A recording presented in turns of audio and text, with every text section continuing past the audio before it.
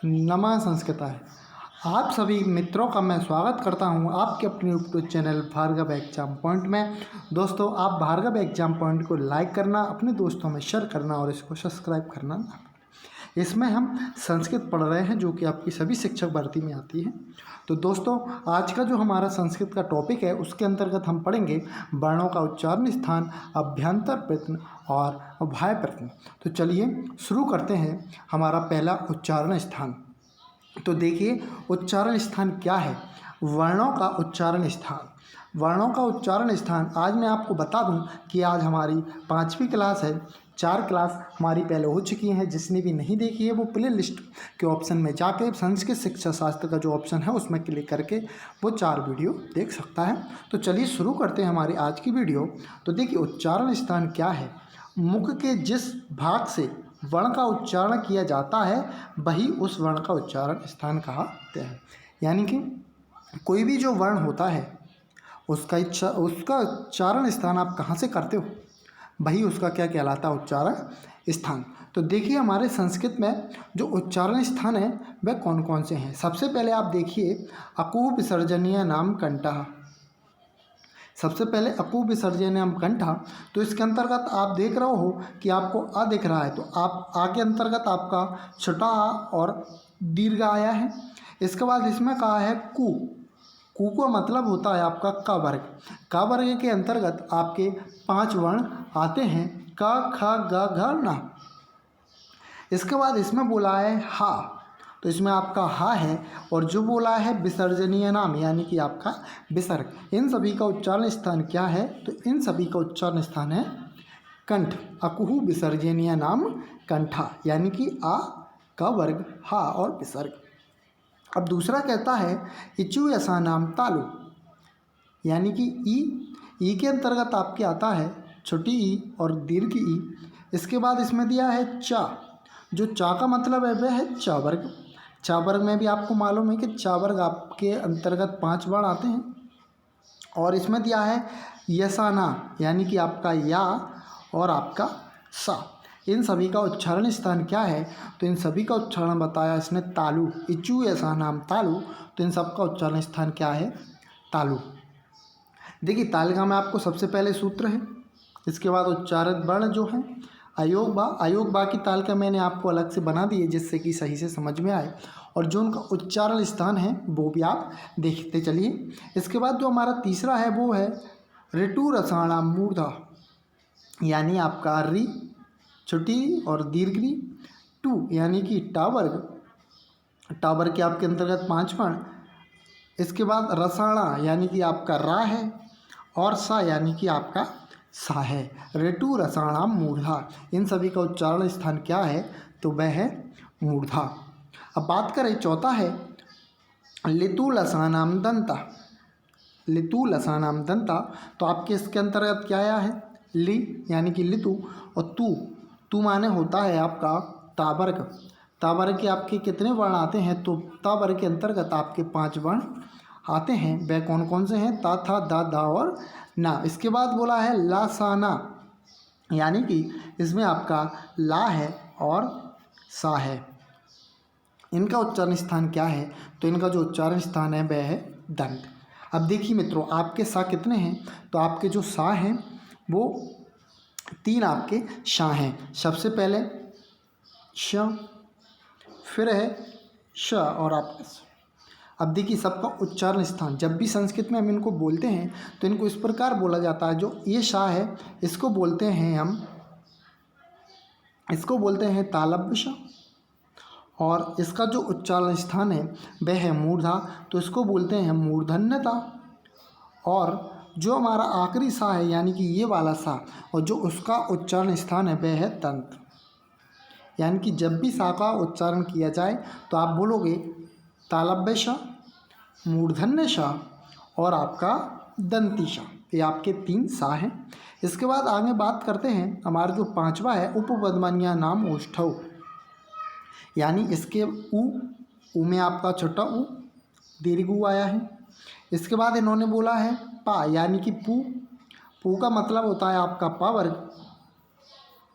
इसके बाद आपका बोला है फ, फ उपधमानीय यानी कि आपके उपधमानीय वर्ण। तो आपके उपधमानीय वर्ण कौन से हैं? तो एक तो आपका पा और आपका फा, ये क्या है? आपके उपधमानीय वर्ण हैं। तो जिनका उच्चारण स्थान है वो बोला है ओष्ठव, यानी इनका उच्चारण स्थान क्या है?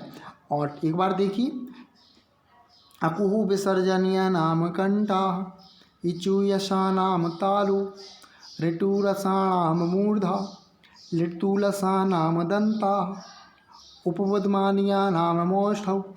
तो आप इनको इस तरह से याद करोगे तो आपको ये आसानी से याद हो जाएंगे।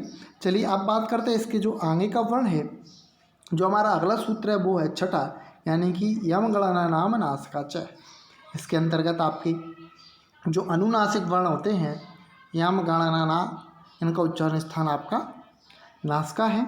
और आपको जो सातवां है एदत्तौ कंठ तालु, जो एदत्तौ कंठ तालु है इसमें आप देख रहे होंगे कि आपको क्या लिखा है? एदत्तौ, यानी इसमें आपका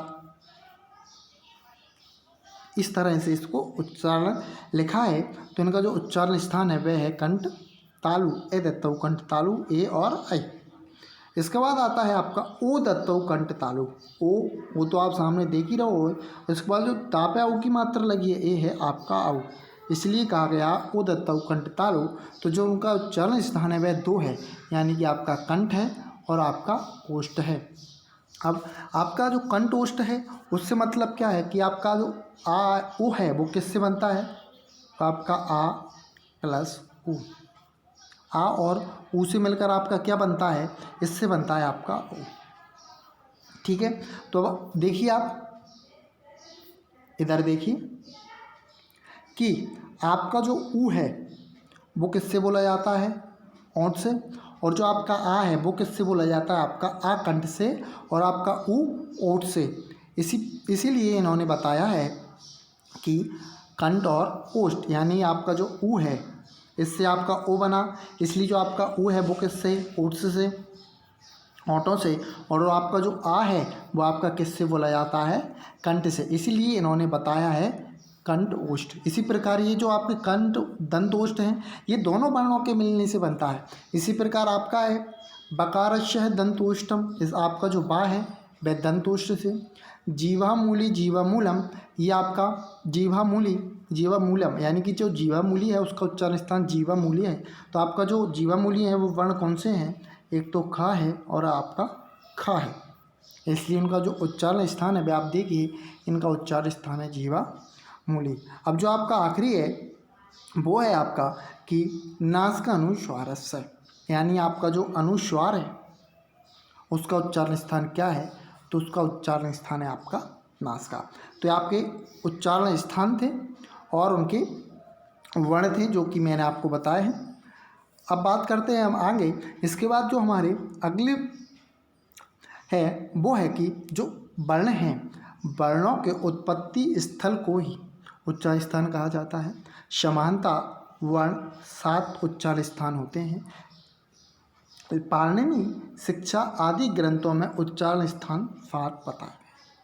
जो पाणिनि है उनने उर को भी जोड़ दिया है और जो 7 थे उनमें आपका उर को नहीं जोड़ा गया है। इसलिए इधर जो आप देखोगे तो आपके 7 हैं और पाणिनि व्याकरण में देखो तो आपको उच्चारण स्थान 8 हैं। देखिए लिखा भी गया है अष्टौ स्तनानि वर्णानाम उरहु कंठा शिरस्तथा जीवामूली च दन्तस्य नासिकोष्ठौ च तालु च। आप देखोगे तो आपको उच्चारण स्थान 8 हैं। 1 2 3 4 5 6 7 और आपका 8, ये आपका उच्चारण स्थान 8 हुए। वर्णों में उर, कंठ, मूर्धा, जीवामूली, दंत, नासिका, ओष्ठ, तालु, ये आपके उच्चारण स्थान 8 हैं। इसके बाद देखिए उच्चारण स्थान की जो तालिका है उसको आप देखिए, जो आपकी उच्चारण स्थान है वो आपकी ये तालिका है। आप इसका स्क्रीनशॉट ले लें। आप देखिए कंठ से आपको उच्चारण क्या होता है, तालु से क्या होता है, जो मैंने अभी आपको सूत्र में बताया वही आपको यहाँ पर बताया गया है। चलिए अब आगे हम बात करते हैं प्रत्न हमारे कितने प्रकार के होते हैं। सबसे पहले तो आप जानिए प्रत्न क्या है। प्रत्न यानी कि वर्णों के उच्चारण करने की चेष्टा को ही प्रत्न कहा जाता है। प्रत्न हमारे दो प्रकार के होते हैं, एक होता है हमारा अभ्यंतर प्रत्न और दूसरा होता है हमारा बाह्य प्रत्न। यत्नो हो दुधा अभ्यंतरो बाह्य, यानी आपके जो यत्न के आधार पर आपके दो होते हैं, एक होता है आपका अभ्यंतर और एक होता है बाह्य। अब देखिए कुछ इसमें नोट करके भी दिया गया है कि व्याकरण सिद्धांत कौमुदी में, व्याकरण सिद्धांत कौमुदी की रचना किसने की है? भट्टोजी दीक्षित ने। अभ्यंतर प्रत्न को 4 बताए हैं। इनके अभ्यंतर प्रत्न हैं वो 4 कौन कौन से हैं? तो देखिए, एक आपका स्पष्ट है, एक आपका ईषत् स्पष्ट है, एक आपका विव्रत है और दूसरा आपका सम्रत है। ये इनके 4 थे, लेकिन लघु सिद्धांत कौमुदी में वरदाचार्य जी ने अभ्यंतर प्रत्न को 5 प्रकार के बताए। भट्टोजी दीक्षित के 4 थे, लेकिन जो आपके वरदाचार्य की लघु सिद्धांत कौमुदी है, इन्होंने इसमें 5 प्रकार के प्रत्न आपके पता है। तो देखिए इन्होंने 5 कौन से बताए हैं? स्पष्ट, ईसा स्पष्ट, ईषत् विव्रत और आपका सम्रत। चलिए अब हम इनको डिटेल में जानते हैं कि कौन कौन से हैं। तो सबसे पहले देखिए आपका अभ्यंतर प्रत्न क्या है। अभ्यंतर का अर्थ होता है यानी कि भीतर। अभ्यंतर प्रत्न से तात्पर्य उस चेष्टा से है जो वर्णों के उच्चारण के पूर्व मुख के अंदर होती है। जब हम वर्णोच्चारण करते हैं तो उसके बाद जो चेष्टा मुख के अंदर होती है उसको ही आप क्या अभ्यंतर प्रत्न बोलते हैं। अभ्यंतर प्रत्न 5 प्रकार के होते हैं। अब वो 5 प्रकार किसके द्वारा होते हैं? तो वो आपको वरदाचार्य की जो लघु सिद्धांत कौमुदी है उसके आधार पर 5 प्रकार के होते हैं। तो देखिए वो 5 प्रकार के आपके कौन कौन से हैं। तो सबसे पहला आपका है स्पष्ट। स्पष्ट क्या है? इस अभ्यंतर प्रत्न में जीहा, कंठ, तालु, मूर्धा, दंत, ओष्ठ उच्चारण स्थानों को स्पर्श करती है। जीव आपकी कंठ, तालु, मूर्धा, दंत, ओष्ठ आदि को स्पर्श करती है, इसलिए इसे स्पर्श वर्ण बोला जाता है। और जो आपके स्पर्श वर्णों की संख्या है वह 25 है। आपके जो का से माँ तक आपके कितने 25 वर्ण आते हैं और वो आपके स्पर्श वर्ण माने जाते हैं। तो आपके जो स्पर्श वर्ण होते हैं यानी कि आपकी जो जीभ से स्पर्श वर्ण माने जाते हैं तो वे आपके स्पर्श वर्ण 25 होते हैं। देखिए इस का से माँ तक इसके 25 वर्ण होते हैं। स्पष्ट प्रत्न स्पर्शाना, इसके अंतर्गत आपका क वर्ग आएगा, च वर्ग, ट वर्ग, थ वर्ग और पा वर्ग। इसके बाद हम आगे देखते हैं कि हमारा आगे कौन सा प्रत्न है। तो आगे का प्रत्न देखिए ईषत् स्पष्ट। ईषत् का होता है आपका थोड़ा और स्पष्ट का अर्थ होता है छुआ हुआ, यानी कि देखा जाए तो इस प्रत्न में जीहा उच्चारण स्थान को थोड़ा स्पर्श करती है। नाम से स्पष्ट हो रहा है ईषत् स्पष्ट यानी कि थोड़ा। तो इसमें आपके क्या आते हैं? इसमें आपके यण प्रत्याहार आता है। इसमें आपके यण प्रत्याहार के अंतर्गत 4 वर्ण आते हैं। सबसे पहला है आपका या, व, रा और ला। ये अंतस्थ वर्ण आपके आते हैं। ईषत् स्पष्टानाम अंतस्थानाम, यानी ईषत् स्पष्ट के अंतर्गत आपके अंतस्थ जो आपके वर्ण होते हैं वो आपके आते हैं। इसके बाद जो आपका तीसरा है वो है विव्रत। विव्रत का अर्थ होता है खुला हुआ। इसके उच्चारण में मुंह खोलना पड़ता है। इसमें सभी स्वर आपके आते हैं। तो आपके जो सभी स्वर है वो किसके अंतर्गत आते हैं? तो आपके विव्रत के अंतर्गत आते हैं। इसके अंतर्गत आपके अच आते हैं। सभी स्वर विव्रत होते हैं। विव्रता स्वर्णाना, यानी आपके जो सभी स्वर हैं वो किसके अंतर्गत आते हैं? तो वो आपके विव्रत के अंतर्गत आते हैं। अब बात करते हैं हम, 4th नंबर है आपका ईषत् स्पष्ट। ईषत् स्पष्ट क्या है? तो स्पष्ट का अर्थ है थोड़ा और विव्रत का अर्थ खुला हुआ, यानी कि थोड़ा खुला हुआ। इसमें जीहा को कम उठाना पड़ता है। इसमें सल अर्थात तीनों श, तालव्य, मूर्धा और तंत्र। इसमें 4 आपके ऊष्वर्ण आते हैं, यानी इसमें आपका हा भी आता है। देखिए इसमें बताया भी गया है कि ईषद् विव्रतानाम ऊष्वणाम, यानी जो आपके ईषद् विव्रत है इसमें आपके ऊष्वर्ण आते हैं। अगर आपको ऐसे याद नहीं होता है तो आप ये जो संस्कृत में श्लोक है यानी कि ईषद् विव्रतानाम ऊष्वण, आप इसको याद कर लें तो आपको सरलता से ये याद हो जाएंगे। अब इसका जो आपका 5वां प्रकार है उसका नाम है आपका सम्रत। सम्रत का अर्थ है ढका हुआ या पक्त। इसमें वायु का मार्ग बंद रहता है। प्रयोग करने अर्थात उच्चारण अवस्था में ह्रस्व आ का प्रत्यय समृद्ध होता है। अभी आपके जो सभी स्वर थे वो किसके अंतर्गत आ रहे थे, तो आपके विपरीत के अंतर्गत आ रहे थे, लेकिन जो आपका समृद्ध है, समृद्ध के अंतर्गत आपका केवल आ आता है। वो आ भी क्यों आता है, तो देखिए हर्षस्य अवर्णस्य प्रयोगम समृद्धम, किंतु शास्त्रीय शब्द साधन प्रक्रिया में आ का जो आपका प्रत्यय है वो अन्य स्वरों की भांति विपरीत ही रहता है। तो प्रक्रिया दशांतु विपरीतमेव, यानी प्रक्रिया के आधार पर जो आपका आ है वे समृद्ध के अंतर्गत आता। अब आगे बात करते हैं कि हमारा प्रत्यय भाप्रत्यय कौन सा है। तो आपका भाप्रत्यय देखिए, मुख से जब वर्ण बाहर निकलते हैं उस समय उच्चारण की चेष्टा होती है, उसे भाप्रत्यय कहते हैं। तो आपके जो भाप्रत्यय है वह कितने प्रकार के होते हैं, वह 11 प्रकार के होते हैं। कहा भी गया है कि भा प्रतिनयंतु 10 एकादशता, यानी कि आपके जो 11 हैं वो कौन से हैं, व्यवहार, संवार, श्वास, नाद, घोष, अघोष, अल्पप्राण, महाप्राण, उदात्त, अनुदात्त और आपका स्वर। तो चलिए अब इनको हम डिटेल में बात करते हैं। तो उनकी डिटेल में बात करें तो सबसे पहला आता आपका व्यवहार, श्वास और अघोष। अगर आप व्यवहार, श्वास, अघोष को आपकी जो याद करने की ट्रिक है वो है अविश्वास। अविश्वास से देखिए आपका जो आ है इससे बनता है आपका अघोष, और जो बी से बनता है आपका व्यवहार, और श्वास आपका ये है, इसलिए इसका याद करने की जो ट्रिक है वो है अविश्वास। अब देखिए इसके अंतर्गत क्या वर्ण आते हैं। खर प्रत्याहार, तो आपके खर प्रत्याहार में ये सभी वर्ण आते हैं। के अंतर्गत आने वाले वर्णों का पहा प्रत्यय व्यवहार, श्वास और अघोष होता है। खरो व्यवहारा श्वास अघोष प्लस इसके अंतर्गत और क्या आता है आपका विसर्ग आएगा, जीवा मूली और अपमान, ये भी आपके व्यवहार, श्वास, अघोष के अंतर्गत आते हैं। इसके बाद आपका जो अगला है वह है संवार, नाद, घोष। इसको भी याद करने की ट्रिक आप देखिए। संघोना, सा से आपका संवार, घो से आपका घोष और ना से आपका नाद। तो संगोना, संवार, नाद, घोष। इसके अंतर्गत आपका क्या आता है, तो इसके अंतर्गत आपका हर्ष प्रत्याहार आता है। इसमें व्यवहार, श्वास में क्या रहा था आपका खर प्रत्याहार, और इसके अंतर्गत आता है आपका हर्ष प्रत्याहार। आने वाले सभी व्यंजन भाप्रत्यय के अंतर्गत आते हैं। इसमें आपका विसर्ग आता है हास, व्यवहार, नाद, घोष। ठीक है। इसके बाद हम अब बात करते हैं वो है हमारा अल्प प्राण।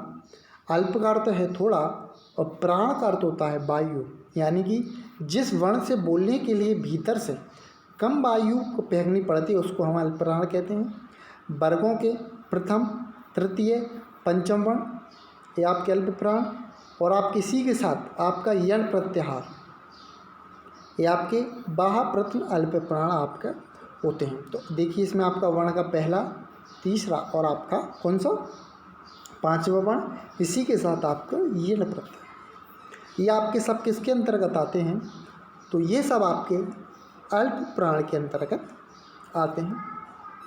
देखिए इसमें लिखा भी है कि वर्गाणाम प्रथम, तृतीय, पंचमः यणस्य अल्प प्राण। ठीक है, तो आप इसको इसके द्वारा भी याद कर सकते हैं। अब बात करेंगे आगे, तो आगे हैं आपके अल्प प्राण। ये देखिए आपका अल्प प्राण के अंतर्गत वर्ग का तीसरा, पहला, तीसरा, इसके बाद आपका यण प्रत्यय। इस प्रकार 19 व्यंजन वर्ण वहाँ अल्प प्राण में आपके आते हैं। अब जो हम अगले आगे बात करेंगे वह हमारा महाप्राण।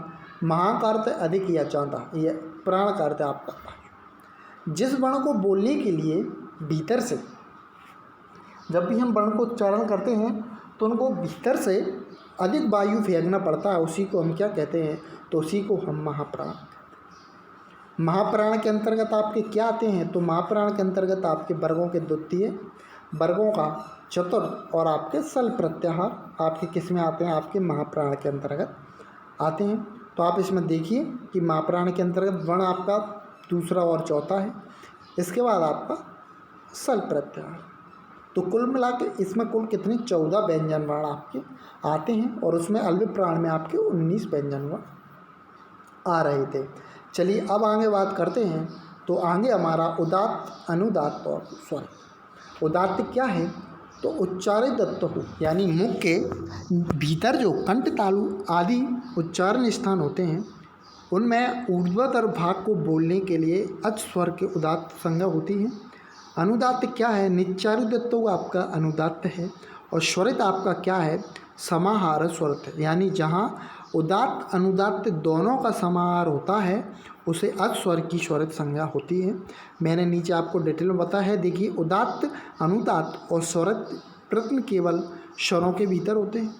उदात्त अनुदात्त और स्वरित को समझने के लिए वैदिक ग्रंथों में विशेष चिन्हों का प्रयोग किया जाता है। तो देखिए वो विशेष चिन्ह हमारे कौन कौन से हैं। तो वो विशेष चिन्ह हैं कि अनुदात्त अक्षर के नीचे आपकी इस तरह जो लाइन होती है वह आपकी किसकी लाइन है? तो वह आपकी अनुदात्त की लाइन है। और स्वरित में आपकी ये खड़ी लाइन किसके अंतर्गत है? वह आपकी स्वरित के है। और जो उदात्त होता है उसकी किसी प्रकार की भी लाइन या चिन्ह नहीं होता। तो देखिए कि सुलोक के यानी कि शाह ना पितवे शुनभे अग्नि शूपनी हो भवे, यानी आपका जो ना है ये आपका स्वरित के हैं। पितवा इस तरह की जो चिन्ह बने हुए हैं इनसे आप मालूम कर सकते हैं कि आपके स्वरित हैं या ठीक है। तो आप इस प्रकार से इसको समझ सकते हैं। तो दोस्तों आज जो हमारा चैप्टर था स्वर से संबंधित और जो भी वर्ण विचार में आपके टॉपिक थे वो मैंने आपके सभी करा दिए हैं। इसमें हमारी 5 क्लास हो गई हैं। तो दोस्तों आप इनको पूरा देखना, इससे आपका जो वर्ण विचार है उसका एक भी अंक आपका बाहर नहीं जाएगा। मैंने बहुत ही डिटेल से आपको इसमें समझाया।